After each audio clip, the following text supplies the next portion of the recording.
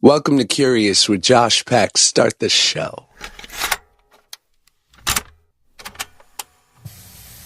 Hello, welcome back to the pod. My name is Josh Peck. This is Curious. Can you believe this? Wow. Yet another week of this podcast. God, I'm having fun.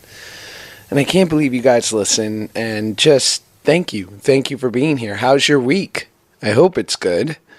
Little wrap up on the week. What's going on? What's happening in the world? More World Cup. World Cup hasn't stopped. I know I talked about it last week. I'll talk about it again. I enjoy it. It makes me feel more international. The haircuts are incredible. They're all quite dramatic when they feel they've been fouled in any way.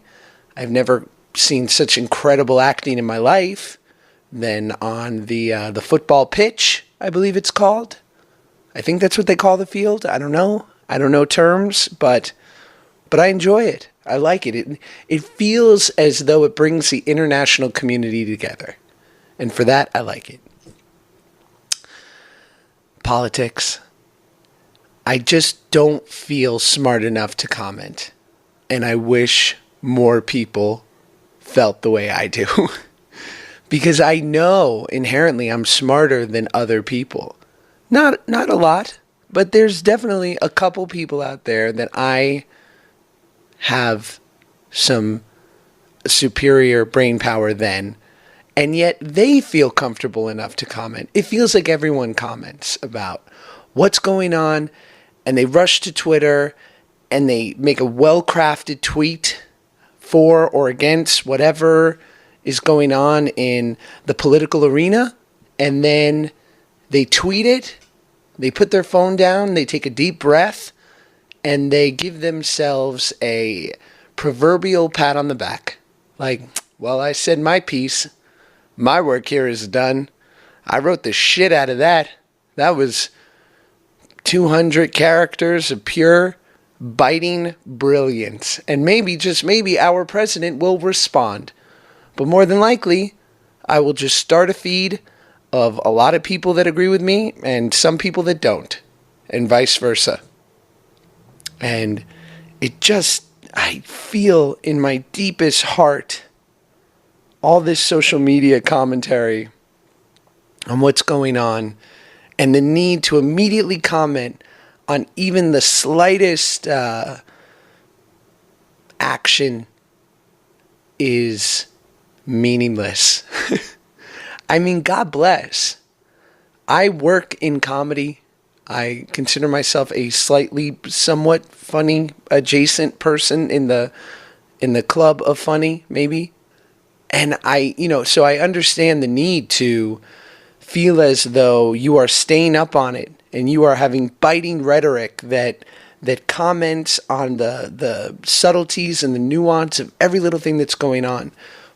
But purely narrating it is meaningless in my small opinion that doesn't matter. That's just my opinion that I'm saying because this is my podcast. I just feel like if you're not actually doing something to change things, then you're just writing a fire tweet.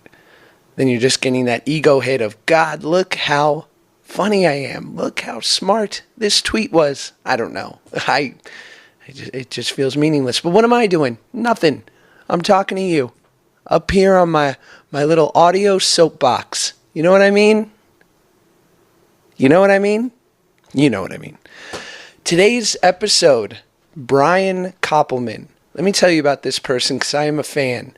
I actually listened back to the pod and I feel like I sound like such a fan in this podcast because I really am. I love the movie Rounders, which was the first movie he wrote with his partner David. And since then, he's written so many great movies and episodes of television. He is creator of the show Billions on Showtime with, such unknowns as Paul Giamatti. No big deal. So Brian crushes it. And he also has a podcast called The Moment, which you should definitely check out.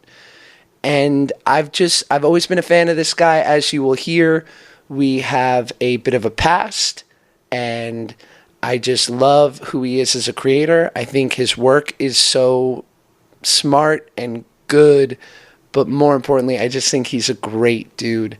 And I am a fan of his podcast. And I can't oversell that. You know what I mean? I am a fan. So Brian was nice enough to let me come by his office in New York and interview him for an hour. So I hope you enjoy this. Here's Brian.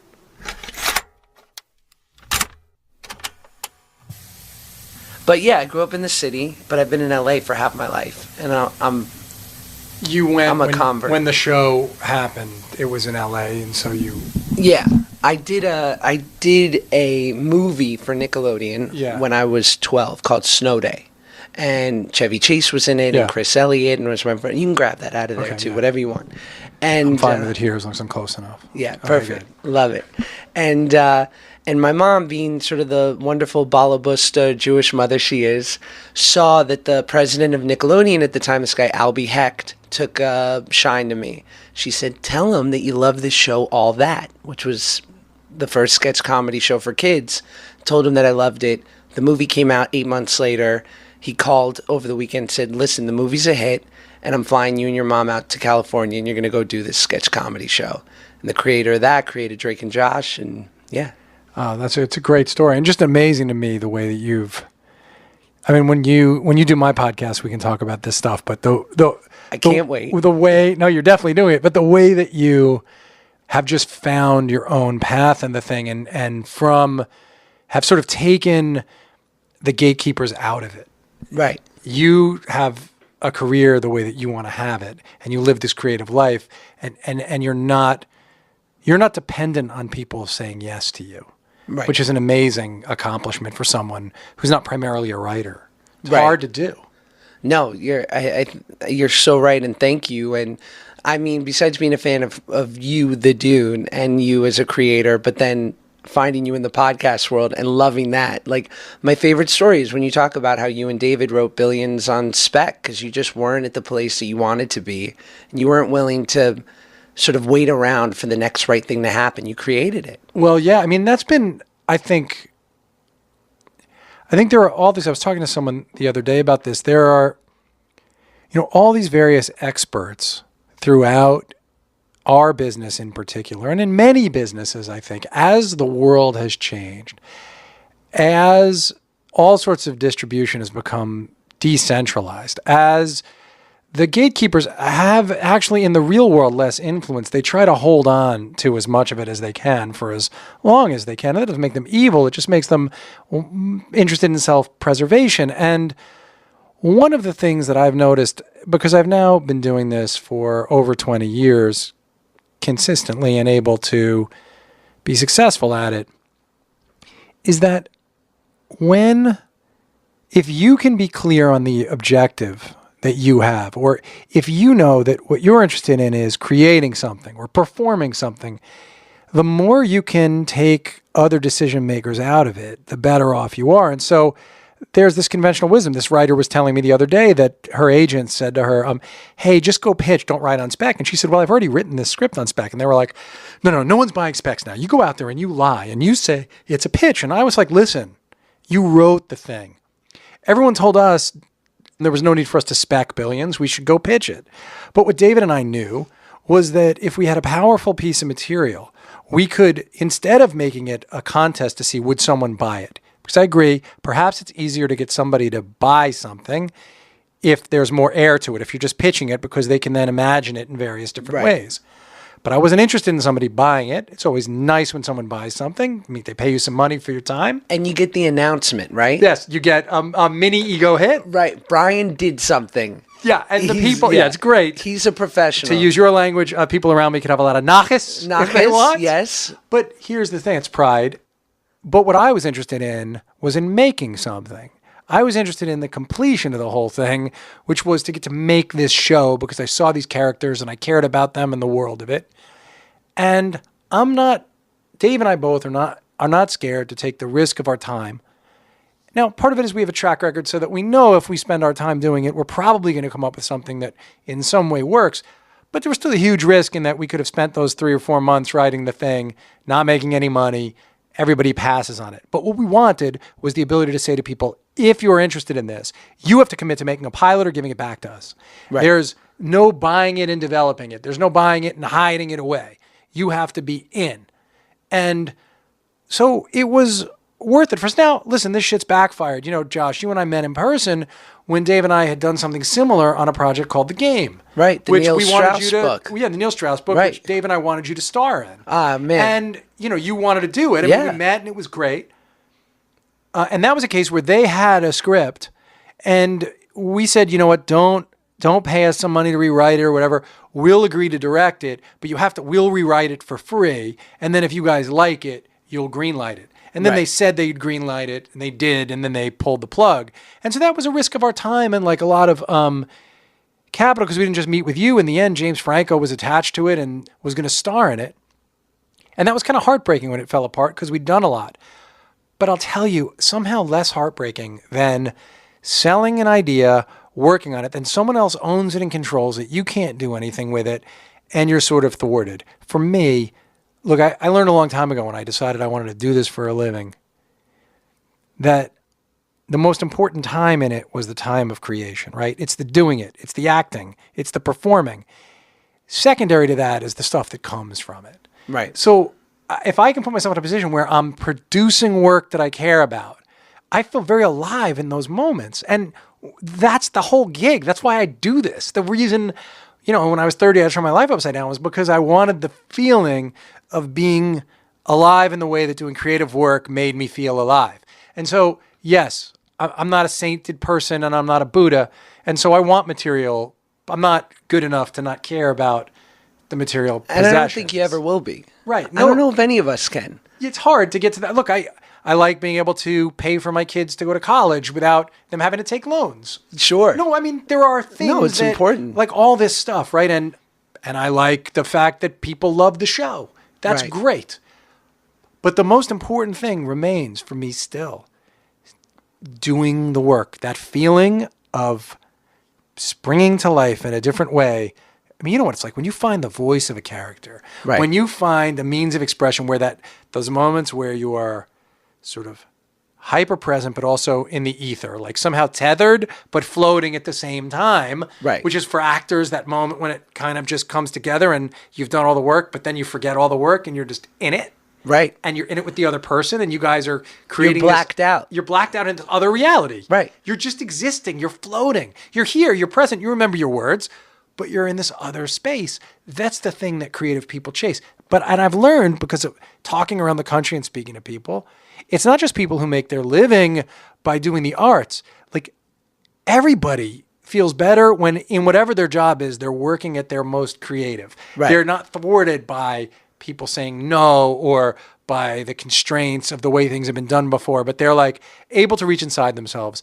And if they get that little tingle of excitement, they can chase it. Do you think that, and I'm always interested to see this because I've gone through my own evolution of 20 years of acting through the audition process and what have you. I heard someone once say, get over the idea of you going in and killing it.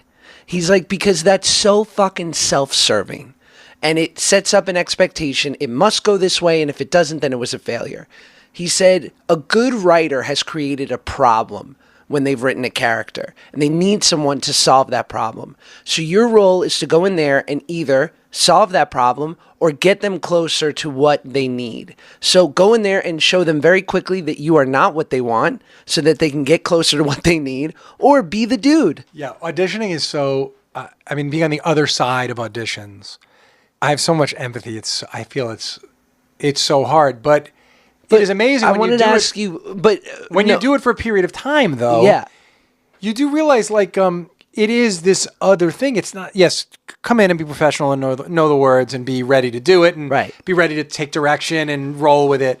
But a lot of it is just something that the creator of the thing, the writer or the director, recognizes in the way what's essential in you kind of like strikes off of this fictional thing. Right. Just sort of like in the way a tuning fork like tells you the right pitch. It's all about it just happening to harmonize in the right way and create the right tone. And it's not something the auditioner can control. All you can control is doing your thing. And then, like, I think about it, Maggie Siff, who plays the role of Wendy. I mean, she read, sitting in a chair in her living room with her husband who's not an actor reading and her baby crawling around on the floor. And she just basically like said the words as some combination of who she is and who Wendy is. And, because it was so true to what, I guess, this idea, we didn't know it should be Maggie Siff. But the moment we saw it, it was like, well, and a lot of other amazing actors, famous actors, women came in to read that part. But somehow Maggie Siff just was the part. Right. And yes, her craft is excellent and she's prepared for years. But it's much more about something essential in her strikes off of something essential in the nature of the character and creates this other thing. Right. You can't calculate that. Which brings me to my question that I usually save for the end, but any, writer, executive producer, director that I interview, I always ask this question, and it's for every brother and sister actor out there. What's the one thing an actor does when they walk into the room where you immediately go, fuck this guy? Like, is there an annoying peccadillo, something people do where you're like, I'm not going to, this isn't the guy? And I can give you examples people have given me. Yeah, go ahead. Give me some examples. I'll say, yeah. Which is like not knowing the words, being on book and just the performance suffers because they really don't know the words. Be prepared. Right. I mean, we've all taken the time to be prepared. Right. Yeah, I mean, I come into it with mostly empathy for actors. It's really hard to do the thing. You're putting yourself behind the eight ball if you don't know the words. Look, if you're the kind of person who gets nervous not having the sides in front of them, have the sides in front of you. If it's easier for you, because otherwise you'll be only thinking about the memorization and you don't want to freeze, then have the sides in front of you. No one's going to penalize you for that. But be familiar with it in some way, I think is important. I don't think I really have that. Another buddy of mine said, my friend Danny Chun said, people that come in and try to be too buddy, too conversational, take up too much of your time. Well, come in and do your work.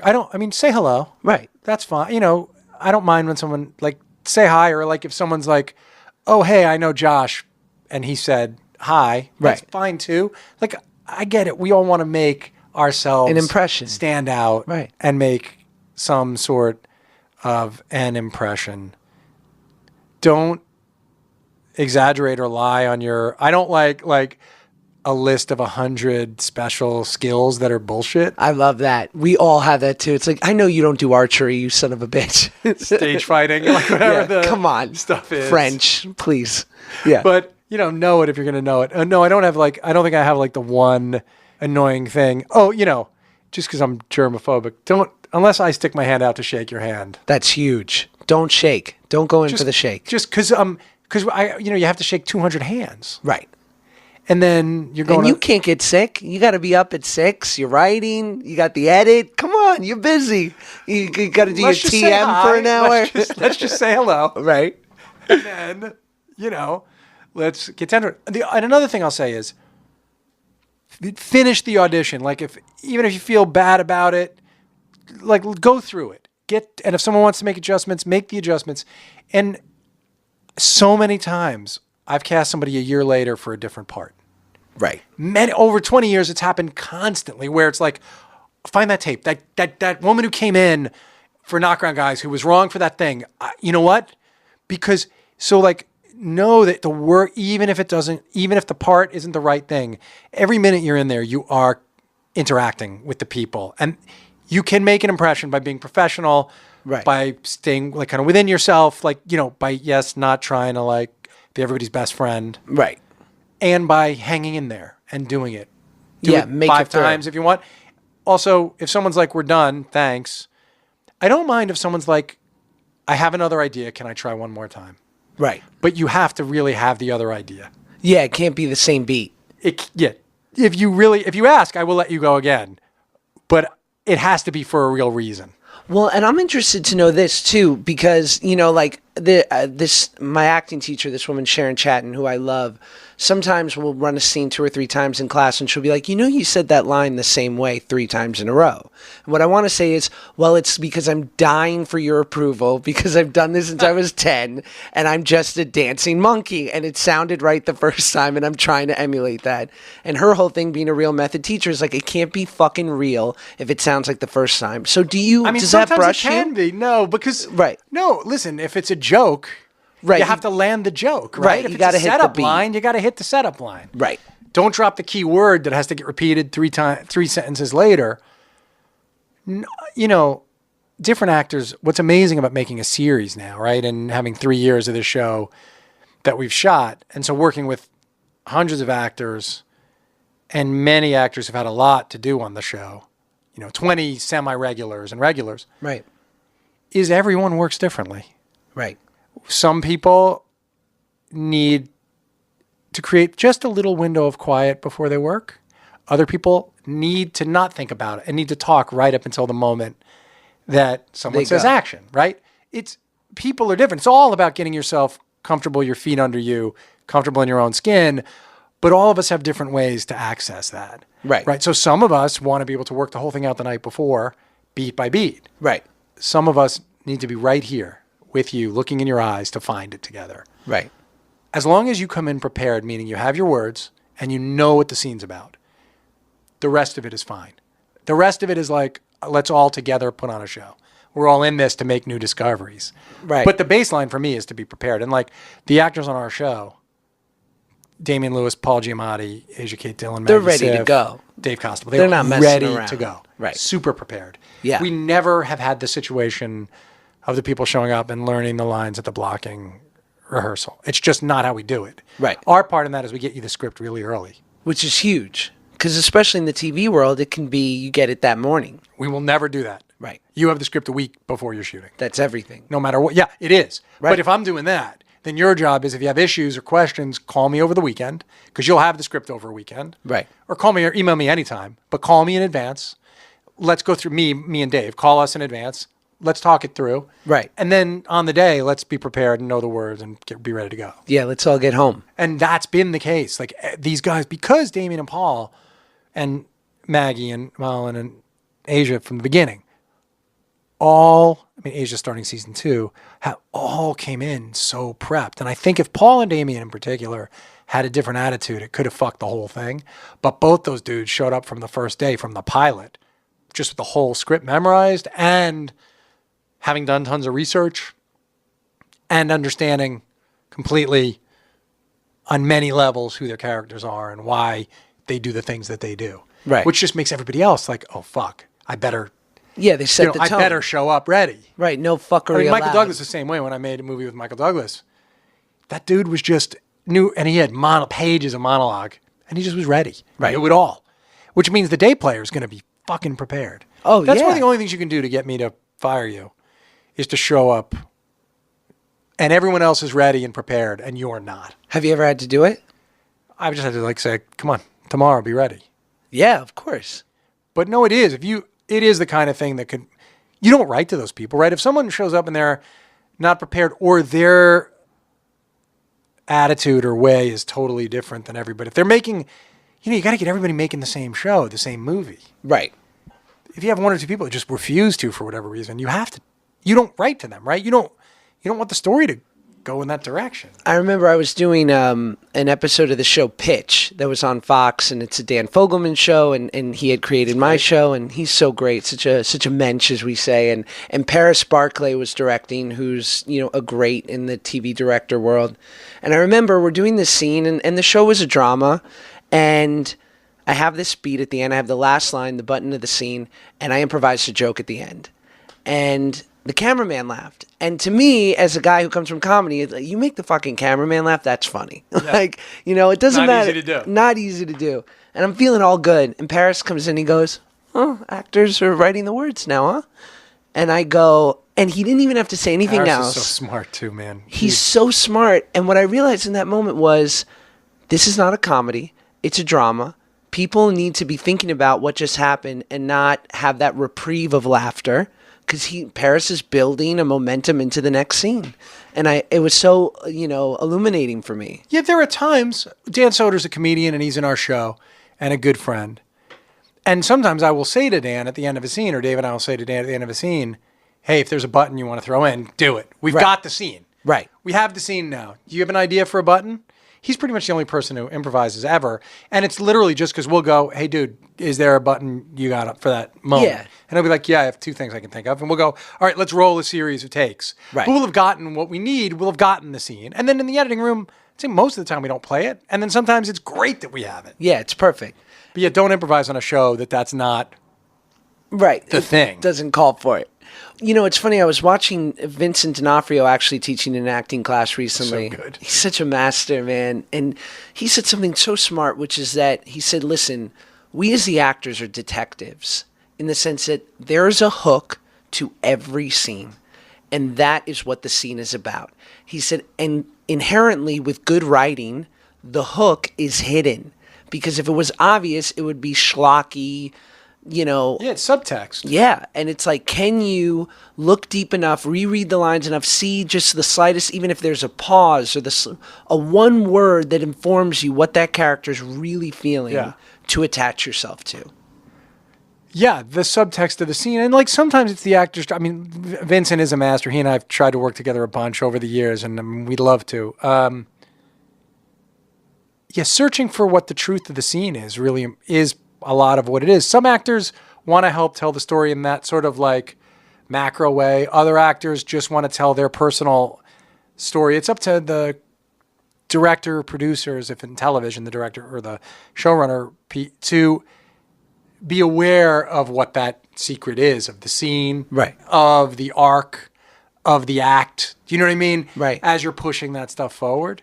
But anything that allows an actor to focus on something other than how do I look is great. Do you know what I mean? Anything that gets you out of self-consciousness into the work of the scene, right, tips you forward is great. So for Vincent, if that's it, that's useful. Right. So what do you think that, you've had this incredible sort of journey that was not a straight line towards this in any way. Yeah. So when you look back at yourself in, your adolescence and teen years, was there a storyteller there? Was young Brian a storyteller? Oh, yeah. Yeah, what you're talking about is that I was in the music, I did a bunch of other stuff. I was in the music business and I went to law school at night and I did a lot of other things until I was around 30 years old when Dave and I wrote our first screenplay, Rounders. And I often describe my 20s as a time where I was a blocked writer where I couldn't figure out how to get this feeling that was in me out somehow, But there were all sorts of markers along the way for me to look at. I was always somebody who could stand in front of a room and talk. I could always communicate in a way that was pretty advanced for my age. What was it, at the dinner table? Was it at holidays? Yeah, in any sort of setting. I was, what does Eugene Levy say in Guffman? I wasn't the class clown, but I sat right next to him. Right. First of all, I was in every play. Right. I helped direct. I was the assistant director on a lot of plays. I was in them in college too. I did all that stuff. So it was always a part of my life. I just didn't think it was like a career possibility because I didn't think I was an artist. I had this idea that artists were chosen somehow. They had an immutable characteristic that was recognized by everybody. Right. It had to do with like the way basketball player. Right. The way they dressed, the way they carried themselves. Somebody who could just play the guitar really well at a young age or instantly could sing on key. Yeah, I didn't understand that you could be sort of a more regular person, right, but still have this impulse toward creativity, toward creating work. Also, I wasn't the kid who in kindergarten was like, oh, that's the creative kid. He's always got the paints going and he's building blocks, amazing things. But I always memorized movies. Like I loved movies and I would memorize them and I would recite them. And I memorized Saturday Night Live. Like I would do all of Saturday Night Live the week after the show was on before DVRs. Like I would watch it once. Right. And I would basically have all the sketches memorized and I would perform them with my friends and all that stuff. And then in high school, I played basketball in the varsity, and my junior year of high school, I was selected to direct this musical. We had at our school every year, one junior would direct the junior musical, but you couldn't play ball. Right. If Wait, where was this high Long school? Island, Friends Academy in Long Island, Quaker school. Oh, all right. So And- we're not talking about, I mean, this is the basketball team at Friends Academy. We were 8th in the state of New York. No, come on. I was the worst guy on the second Really? worst guy on the team. All right. We were 8th in the state of New York. And yeah, we were great. A couple guys played college ball, but What position? I was two a spot? 2 guard. Yeah. I two can see guard. that. All right. And I still played like every day until 10 years ago. I'm 52. I played until I was in my 40s. It's because you like your ACLs. Dude, I've fucked my knees up, so all of it's bad. But here's the thing. I had to make this decision. And basketball was so important to me, even though I wasn't very good on the team. That's the problem with being on a good team is I didn't play very much. But I chose to direct the junior musical, and I didn't even think of it as something that I could do with my life. Like I say, real artists were other people. But if you look at it objectively, I was in all the shows. I was the one selected to direct the play. Right. I directed the play. Like there were these markers along the way. Yeah, you were that moonlighting I was in as, this shit as in an some artist. way. Right. Did you have like a big, because I know for me growing up, and I think it was the only child type thing, but I had an incredible sort of fantasy life. Like I had more just like my friends and I would just try to act out. I would try to just be Bill Murray in Stripes. Right. That movie came out, I guess I was 14, and I would just basically take on that persona all the time. Right. I wasn't like, the way it would manifest itself was more, if I had to write a paper, I would never write the paper the way anybody else wrote it. I had pretty bad ADHD, so I wouldn't turn it on time, and I wouldn't be able to finish it. But like the first 2 pages of the thing would be objectively better and different than anybody else's 2 pages. I knew how to use words to evoke a feeling. I was terrible at the research part. I was bad at making supporting arguments. Right. But I was very good at, in a few paragraphs, making you forget you're reading like a student paper, and you'd feel like you were in the hands of someone who knew how to tell you a story. I also performed a lot. I did do shows, and I would do in spurts comedy. Yeah, I remember in 6th grade we had to write something like a 1-page about our birth. And I opened, and it was a very specific format, and I opened with something like, I was born November 10th, 1986, and I was a little jaundiced, but I quickly got over it. And, Awesome. And I remember the teacher saying, that deviates from the format. Like, that's not correct. And I was like, but it's a better opener than Right. anybody else here has.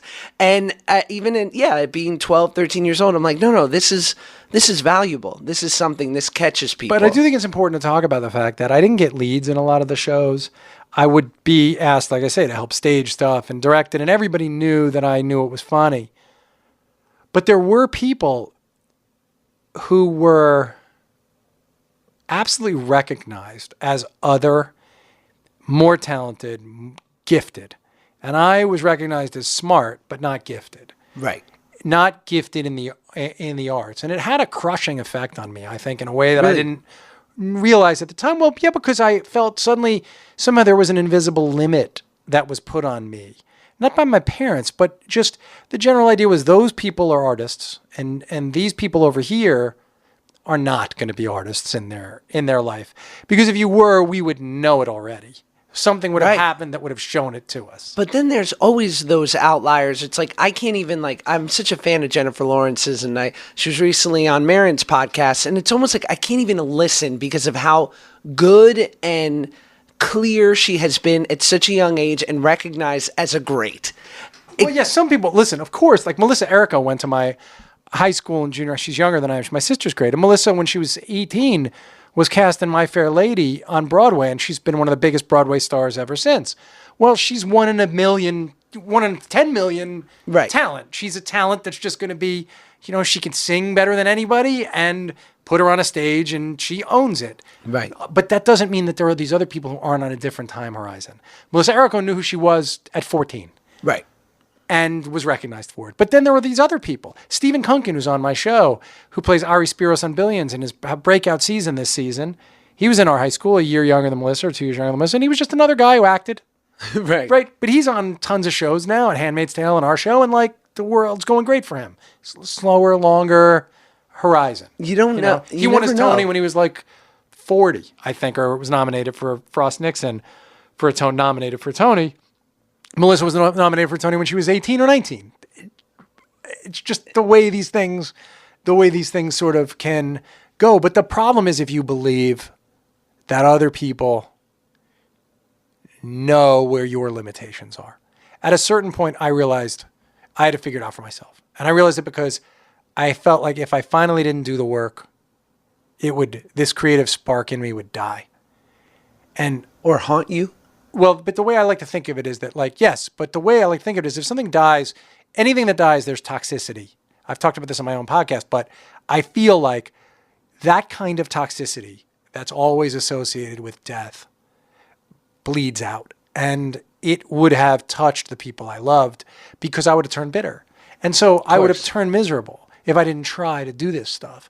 And I got to a point, I was married and had our first kid, and I didn't want to be miserable. And I didn't want to feel toxic. I wanted to be hopeful. And so that's what made me decide, well, fuck it. Maybe I'm not, but I have to find out if I am. And the only way to really find out is to fucking do it. Who along the road have been your apostles, be it your wife or a mentor of some effect? Like, for instance, my wife is, I think one of her greatest qualities is she's so discerning, and I think that she could sell her taste, because the way in which she looks at things and can craft a picture or interior design, she just like, everything is just perfect to a T. And the fact that she believes in me, even when I don't believe in me, is sometimes enough. Wait, why do you, are you still at the place where you need someone else to believe? Sometimes. Oh, fuck but yeah. You're so successful. I'm successful. Yeah, I'm successful. But no, of course. I mean, this is the... But it's been proven for such a long time that you have this series of gifts, right? And that you have refined them and worked at them. I guess so. Thank you. I mean, it's much like whatever you believe in, God or the universe or whatever, is the only thing. I heard someone say this once. He's like, God's the only one who draws straight with crooked lines. Right. So it's your ability in which, and for me to say whatever I thought. Does rejection still hurt you? I'm in a very interesting place at 31, Brian. This has been quite the year. Why? It's because I went back to class and I reinvested myself, and I said, because I'd had some frustrating moments where it just didn't feel like it was going the way that I had hoped for or what have you, or I wasn't getting that ego, the validation that my ego was so begging for. You weren't getting parts that you weren't getting cast in the kinds of roles you wanted? Yeah. And that frustrated you? Well, I was dealing also with doing things like The Whackness and Mean Creek and these things where I had been invited to the table, and then there were big sort of droughts in between where I just felt like I've had a taste of the career that I wanted. And did you think you were doing good work in the other things? I thought I was doing as good of work as I could, given the circumstance. Right. Like, I think, you were hurt by that one movie. You were hurt by that Colorado movie, whatever that movie was. Red Dawn. Red Dawn hurt you professionally in Hollywood. Right. Because the movie wasn't a hit. There's nothing you could, but you have to know, like, nothing you could have fucking done about that. No, and it also got held for 3 years because of MGM. Right. I mean, that's to the people who didn't make the game. So, like, there's nothing you could do. I mean, I knew that because then when we wanted to cast you, they were like, well, he's in this movie we're not releasing. Right, of course. When Dave and I wanted you to be the lead in that movie. But The Whackness is such incredibly good work. Thanks. That movie put you on the map for me in a totally different way. Right. No, thank you. And it's so, it's so funny because so much of my interaction in daily life, anyone that knows me, it's Drake and Josh. But especially in New York, I'll get somebody who'll come up to me and be like, Shapiro. Right. And I'm like, I love you. Like, you're my guy. But yeah, I mean, it's all like, I suffer too from the fact that because I've been doing this since I'm 10, I feel like I should be, at 31, I feel like an old man, which is stupid and ridiculous, but for better or for worse. Yeah, because you're just entering movie star age, really. The next 10 years is when people, really become movie stars. I remember, it's so funny, I forget his last name. His name was Alex. He was the former president of Fox Films. Alex Young. And he... Who looked like a movie star, actually. Gorgeous. Chiseled. Beautiful. And I remember, I think he brought me into his office at like 20... I was 22, a year after The Whackness. And he looked at me, he's like, listen, I'm just going to give you advice for the next hour, okay? And I said, okay. He's like, you look like a kid, and no one's going to take you seriously until you look like a man. So spend the next 10 years living, and don't make your whole life predicated on your success and getting that right thing. He's like, because you look like a baby and he's like, men need time to mature and it's usually in their 20s. So don't worry that much. Of course, I didn't take his advice and I worried plenty. No, but that's actually, not a bad piece of advice to have given you. And you are, I mean, I'm not worried about whether you're going to get those shots. You'll get the shots. Thank you. But you gotta, but also you should just go make a small movie by yourself. Right. No, I mean, that's the thing. You got to do it. You got to do it. When you're ready to do it. I mean, and the Whackness is still just a great showcase. Had you talked to Thirlby at all? I do, yeah. She was in your movie in Solitary. Yeah, she was in Solitary, man. She did us a great favor by coming for a day to work on that movie with us. Yeah, I love her. She's great, and she works all the time, and she's like cool, and I don't know. She wears cool clothes. She'd be a great podcast guest for you. Right? I can't believe, I got to be honest, and I'm interested to hear because I love your podcast so much. But it's different for you in the sense that you can give people jobs, and so I think they're more inclined. I can't believe how many people have said yes to doing this. Have you been amazed at your network? It's so hard. No, booking a podcast, I mean, but you have them come here. Very difficult to book a podcast. Well, you have a studio set up. I was hip enough to be like, no powerful or famous person wants to go anywhere. So I got this little mobile kit. No, that's great. And I'll do that if I have to go to somebody. I will if they want to come to me. Yeah, look, I do the podcast just because I love being able to engage in these conversations. They're my favorite. It's one of my favorite ways to spend time is having these conversations. So that's why I do it. My rules are probably similar to yours. I won't have anyone on unless I'm really interested in their work or their journey. Right. Something about them has to really strike a chord in me or I'm not interested. So I end up saying no to a lot of people. And then, the people you want. It's really hard to get Michael Stipe to come on your podcast if you're not his friend. Right. So I can't, so far I haven't been able to get Michael Stipe on the podcast. Man. You could, maybe he's that's the Mecca, right? Maybe he's a Drake and Josh fan. So it's weird how that's been my golden ticket in some respects. I mean, come on. But Michael Stipe's like the dude. Him and a novelist called Haruki Murakami. I would like either of them. I mean, look, Bob Dylan, but I'm not insane enough to think that Bob Dylan's going to come on the podcast and talk to me. Oh, man. Plus, I wouldn't even know where to begin. That would be, for me, because I'm an atheist, talking to Bob Dylan would be the closest thing I could think of to talking to this idea of God, because his words, his North Star, he's my North Star in many ways. So I don't even know how to begin to approach asking him questions. Yeah, where you'd begin. What do you think has influenced you? I mean, because your dad was in music, and did you view him as an artist, or you viewed him as a business person? No, as a business. I mean, he was good at helping artists, but he is. He's alive. Thankfully, I love him. I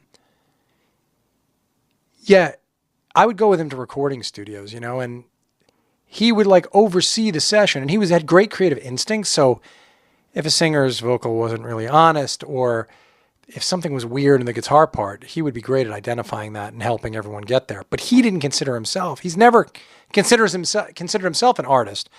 He considered himself a businessman who had really good creative instincts and could help artists become the best version of themselves. But he also, I think, thought of artists as crazy makers, And right.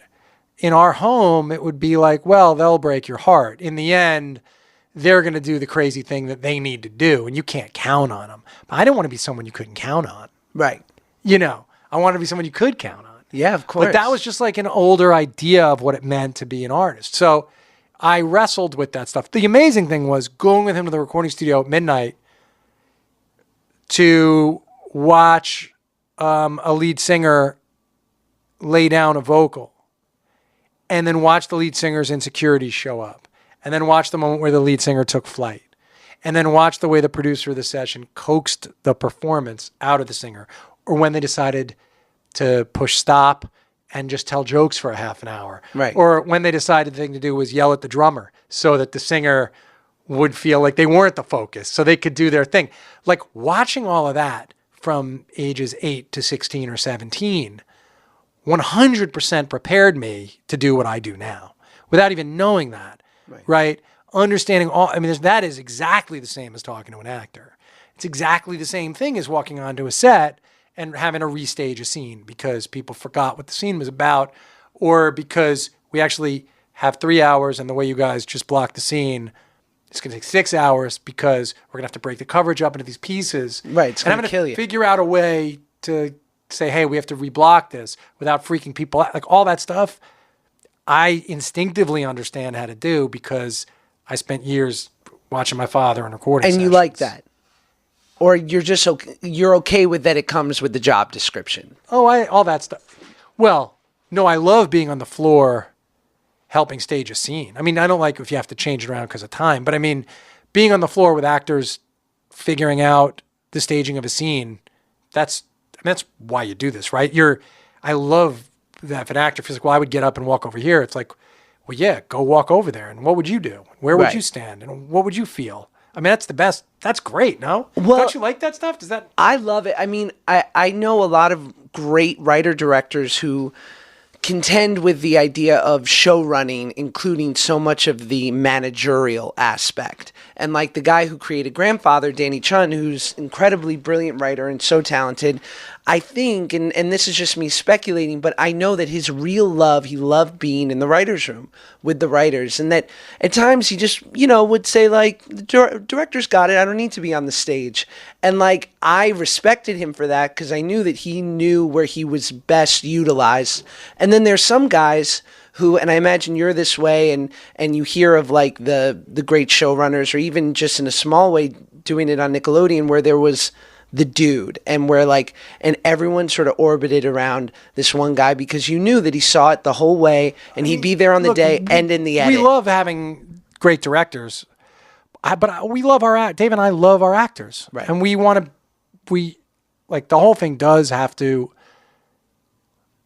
The whole thing works in a way because we have a very clear vision of what the show is. Right. The actors count on us having that vision, right? And so we'll show up in rehearsal in the morning so that the actors can look to us if there are questions or moments, and so that we can talk about how the scene will be staged. I mean, I want to say to a director, and I do empower the directors to go do their thing. I want to say, if you see it a certain way, go chase it down. And so they do, and we do. But none of the making of the show bothers me. Right. I like all the parts of making the show. I love editing the show. I love being on the floor, shooting the show, and I love writing the show. All the parts of it. You're in. But I mean, I worked really hard to put myself in a position to do this. This is what I wanted to do. You know? Do you get... I can't complain about it. It's like a dream. Well, yeah. I mean, listen, you're here. Come on. Right. I mean, do you get decision fatigue? Well, you can, but usually for me, that manifests in eating one too many slices of pizza. Oh, my God. It doesn't manifest in the work. In the work, I'm able to do what I have to do. But like away from the work, I don't get enough sleep and I eat badly. So eating... I have to exercise. That's the coping mechanism. For sure, eating is the only one, yeah. And exercise is like basketball, but you can't, get 10 I'll guys. do Soul Cycle now. Oh, really? You Soul Cycle? I like Soul Cycle. That's a whole cult in and of itself. It's a real cult, and Yeah. I've happily joined the cult. Really? Yeah, you don't like it? No, I'm fine with it. I mean, listen, I got mad at Soul Cycle. Listen, I'll go on a rant here. I got mad at Soul Cycle because I prepaid for some classes. Yeah. Because it makes it easier to just sign in when you need to. And, I took a break. 3 months go by. Oh, no, they expire after 3 months. They expired. And I said, this is fucked. I was like, you took my $150. I'm like, granted, it was only good for 2 classes. They tell you right there. I was like, but come on. That's literally just to take my money.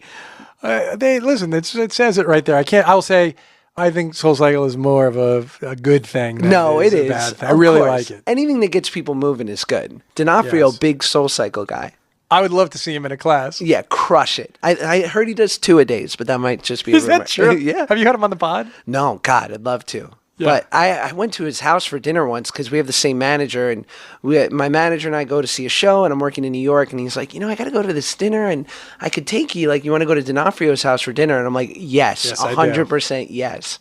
He just was lovely, and he had won for his kids' school. They did a big fundraiser, so in the silent raffle, he had won the chef from Rayo's to come to his house and cook for 20 people. Fantastic. So I'm like, that's what that was? That was the dinner you went over for? That was the dinner. Great. Like, come on.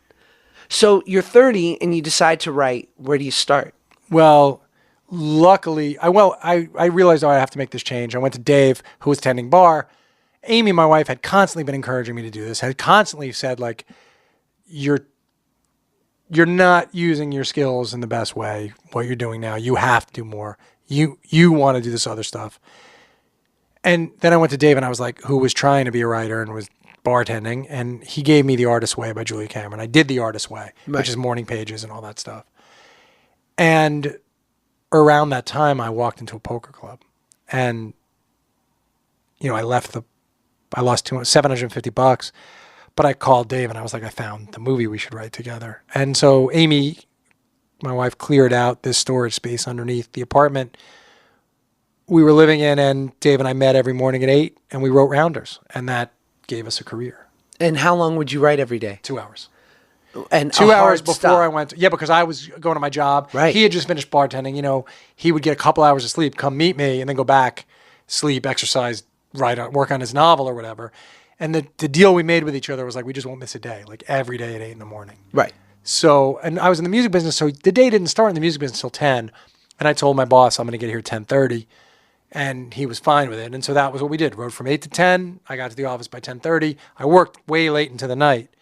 But it was fine because those 2 hours, I felt so alive, Josh. I felt, so much like I'd finally figured out who I really was, that everything else could serve, every other professional thing could just serve getting me to a place where I could do the 2 hours in the room with Dave, And what was your concept of or understanding of the rules of screenwriting at that time? Limited. Dave had much more of it. Dave taught me the rules as they were. But I would say we've never been people who focused a lot on like a 3-act structure and inciting event. I know all of it, obviously, from and you say that you're all not these a fan years of, of doing it.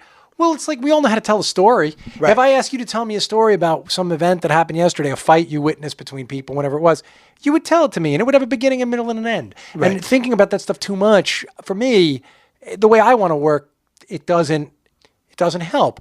Yes, you got to start your story, make it interesting. But if you just think about making the thing fascinating, compelling, engaging, you're naturally going to start inciting event. What does it mean? Just start the thing. Right. Something starts it. The match hits the thing, right? So I don't need to think of it in those terms. I'm just telling a story, and I'm trying to tell the story in a way that's going to keep you wanting to know what happens. Did you guys just talk about it first, or did you immediately? No, a lot of start research. writing? Well, research. Okay, and So that's everything, right? For the kind of stuff we write, you just have to research enough till you feel you have authority over the material. Right. For some people, it's 5 minutes. For others, it's 100 hours, or hundreds of hours. We did a lot of research because this world of the underground New York poker scene, we wanted to just fully understand. So I read a lot of books, spent a lot of time playing cards, writing. Dave and I would write down what people said. Then we outlined because we wanted to understand the story we're telling. We made up a rule right from the beginning, which was let's outline so we have a roadmap, but let's be completely free to deviate from the outline the moment we get a better idea. Right. So the outline is great for when you're stuck. When you're stuck, it's, well, what did we say we were going to do? Okay, let's just write those scenes. Right. But if you're going along and you're like, actually, this doesn't feel like where the thing should go. These guys would do this instead. Right from the beginning, we were like, well, let's just write that thing. We can always come back to this. Right. We can always get back on the map, on the road. But if we want to go take a dirt road and go off to the side, like we'll go do that thing if we feel like that's the better way to get to our destination. So we outlined, then we started writing scenes. The outlining took a long time. And that's the bitch of it, right? I mean, it always is because you're Outlining. troubleshooting everything. Outlining sucks. Yeah, You have to do it in and a then way. hopefully, if you've done it right, writing the words is joyous. Yeah, like Solitary Man, I didn't outline, and it was, I had like ideas, and I would kind of outline a little bit ahead, but I didn't really outline, and I was stuck for a long time because I didn't do the work ahead of time. I had to figure it out while I was in it. It's worth it to sit there and grind and do the work ahead of time. What's the dynamic with you and David? Is one guy on the laptop, or We write separately. Right. We outline together. Either of us can type when we're outlining. And then when we write the scenes, we've just divided the script in half. right? I'll take half the scene, but not beginning and end. It's like you write the first scene, I'll write the second scene, you write the third and fourth because they go together. I'll write the fifth, sixth, and seventh. And then we'll just write them separately, combine them in a master document, and then one of us will go first rewriting, and then the other guy will rewrite. And do you ever have to really campaign for something that the other person is adamant that they're not? I mean, if you have to campaign, it's probably sucky. Right. Yeah, You know what I it mean? should We're be not clearly the good. two of us. I will say, because we've been best friends our whole lives, and because of the way we do what we do. neither of us ever think the other guy is looking to like get more of their stuff in or get credit. Right. All I want is for Dave to write a great thing so I don't have to do more work, and all he wants is for me to write a good thing. Right. So he doesn't like, we're very much, it's more likely we'll prop up something, I'll find something Dave wrote and he'll be like, I think that kind of sucks. And I'll be like, no, dude, that's good. If we just do this, that'll work. It's rare that we have to campaign for something. I mean, it happens, but it's usually, it means the idea is not right. Like neither of us have the right idea. Right. And then we'll just try to find the third thing. And did you ever expect that Rounders, especially, because Rounders is one of those movies to me that I know any guy my age and older and maybe younger, like it's always, this is how the set of events goes. Rounders, but fucking great movie. Yeah. Because it's like they want to emphatically say, like, it was a great movie that not as many people saw that they should, but it's lived on. It's had this amazing life, man. And, when we were writing it, the movie we were thinking of a lot was Diner, which for us was that movie, which was a movie that guys like us, and mostly this was about dudes, not, at the time, like what we were thinking about was, we want to write a movie for guys like us to quote the way we quoted Diner. Right. Where all we would do is walk around, memorize Diner, would throw quotes, and we just wanted our movie to be something that like The Princess Bride or Diner or these movies where people memorized them and quoted them. And so that's what happened. It became that. And that's everything we'd hoped to get out of it. Right. And the fact that it wasn't a hit at the time, I don't think we expected it to be a hit at the time. What we thought was that we'd made something that could live. And so the fact that it's over 20 years later and people still watch it obsessively and ask me about it on Twitter constantly is fucking awesome, man. Yeah.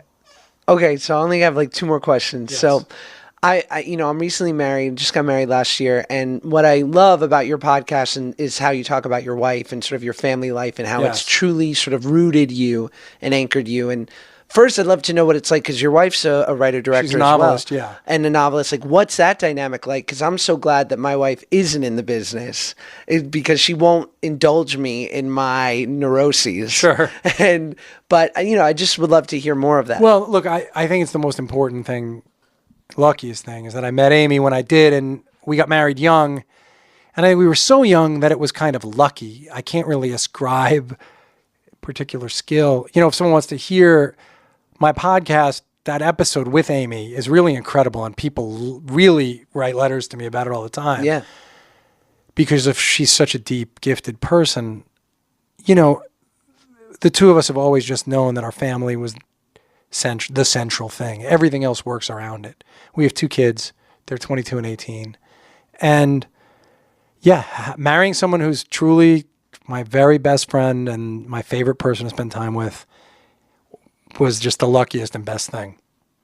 The fact that Amy's a writer is only great. First of all, she does write movies and TV, but she's a novelist. She was a novelist primarily. I don't know, we grew up together. Like we were together from when she was 22 and I was 25. You're young, but not quite as young. So we kind of like grew into this all together. Right. Together we kind of were like, well, we're both going to take the risk to be writers. And so I love that about her. I wouldn't want her to be doing any other thing. And her novels are great. Right. And coming home, having kids after a day, like I imagine, especially like that time before you wrote The Spec for Billions and I'm projecting, but perhaps you were frustrated or like wondering what's next. Was sort of the family life a healthy distraction from? Oh, I mean, look, yeah, but I'm not a superstitious person, but I'm almost superstitious about really talking about how great all that is because, yeah, man, I mean, the 4 of us just get along incredibly well. And so, and obviously my son was always very has always been keyed into my career. So I wouldn't hide, when Dave and I got fired by Martin Scorsese and Runner was a bomb, I wasn't trying to present as though that weren't the case. Right. I was like, okay, well, look, in life, sometimes things don't go well, but all you can do is like try really hard to do the next thing. Right. And I would share that because I wasn't walking around like these motherfuckers in Hollywood. It was like, hey, we made a bad movie and this one project didn't work out. Right. But we have a good idea and we're going to work really hard to try to make this thing happen. And so I would talk about it, not in a way that would make my kids scared or Not anything put it like on that. them. Right. Not put it on them or make my problems their problems. Right. But not run from it. So I'm also presenting like, hey, life is perfect and there are no bumps along the way. Right. Like I would let my son would listen. My daughter just wasn't as interested, though always open to being a part of it. And they're both writers and they're both amazing writers. But when I would, any business calls I had or whatever, like Sammy would just hang in and be a part of it and hear it. Right. And I was always happy to do that. The other thing is, Josh, that the great thing about being a screenwriter and the great thing about this show happening when my kids were a little older is, I mean, so screenwriter, yeah, when we wrote Ocean's 13, we all went to LA. And then when I'm on set, I'm working crazy hours. But the majority of my life as a screenwriter was like walking my daughter to school, walking through Central Park to my office, writing with Dave for 7-8 hours, and then walking home and being there for dinner. Yeah, being a guy. So normal guy. I was able to be have a really pretty regular life. And then lucky enough that we'd made enough movies that I had a real career and I had, we didn't have to worry about making rent. Yeah, I knew that like I would be able to keep my apartment probably. Right. So I was lucky enough that it all worked for this period of time. Yes, there were really years that were difficult. Like not getting movies made sucks. Putting everything you have into a movie and having it bomb is an awful feeling. Sure. But as long as I had something exciting, like one, as long as I had my family, so I could go home and be really interested in what Anna or Sammy or Amy did that day. Right. I really cared about Anna having to make a speech at school or Sam writing a paper. Real life. I would be really engaged in that 100%, right? Right. Well, that's amazing because you're then not focused on this other bullshit. But also, like then, as you know, I had this routine where I would do morning pages and I would meditate and I would take long walks. And all of that stuff just sets you up to be able to do the work that you care about. And finding a way to produce this work while being a good parent, like once I started getting that figured out, then I had a baseline where I knew I wasn't going to fall below it. Right. And as someone I love says, like, eventually the good and the bad start looking exactly the same because they're impermanent. They come and go. Well, that's for sure true. Now, most importantly, you're going to go to Vine too? Well, what's going on with Vine too? I don't know. I'm not in on the ground floor. Are you doing it? No, it's fucked. Look, the reason... Oh, well, maybe I'll cut this out. Don't cut it out. Do it. The reason why Vine, in my opinion, didn't work was because they resented the creators, the people that were the biggest on the platform, and they didn't bring us in until it was too late, and then inevitably when they did, it was already in a free fall. So now all I've heard is Vine 2 is being created, and I've asked friends and people that were big on the platform, like, has anyone called you and said, like, hey, would love to get some feedback? They haven't called you to say No, not a thing. And it's not that I want a piece of it or any of that. It's just like, why can't we all be a part of this thing and build it together and like learn from what just happened? So I don't know. Did it falling apart affect your life? No, not at all. I mean, this whole... Because you were able to migrate people to YouTube and other places, right? YouTube's the only place where you can actually monetize it immediately. But it's built, this social media career, which I didn't expect and could never have, predicted. But I remember my agent called me, Shani at UTA, who's the best, and she was like... She saw like the first 10 vines. She's like, what the fuck is this? And I was like, what? And she's like, here I am trying to sell you as a serious actor, the thing you want most in life, and you're being a schmuck in your car. And she was much more delicate and sweet with what she said. And I said, Shani, I said, I don't know if this is good or bad. I said, but I know that thousands of people having a reaction to this immediately is good. And I got to go towards this because, as you said, otherwise I'm at the mercy of the gatekeepers. Yeah. And I can make this and instantly upload it, and the power's in my hands. And so that's sort of what I've been drawn to over the last few years. No, it's brilliant what you did on there. I mean, for me, it was a total accident that I had all these people watching my Vines. They weren't nearly as many as you had, but I had a lot of people watching it. Anyone who doesn't know, you were giving 6-second screenwriting I was doing this thing, 6-second screenwriting lessons, but the point of which was no one can teach you to write a screenplay. I mean, it was all about giving yourself permission to do the work.